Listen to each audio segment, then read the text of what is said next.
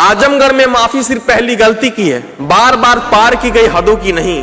आजमगढ़ में माफी सिर्फ पहली गलती की है, बार बार पार की गई हदों की नहीं। और तुम कहीं और से आके सोचते और आदोगी ने, अब एक खेल शेरों का है, गधों का नहीं। शेर के जिगर पूरा जानत शहर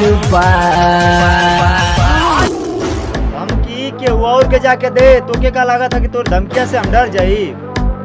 धमकी के औरी के जाके दे तो के का लगा था कि तोरी धमकी से हम डर जाई। बेटा गाजीपुर घर पूरी सिनेमा पर चढ़ जाई। करम करत रही तले कांड हो गई, नाम हम तिला में बरान हो गई।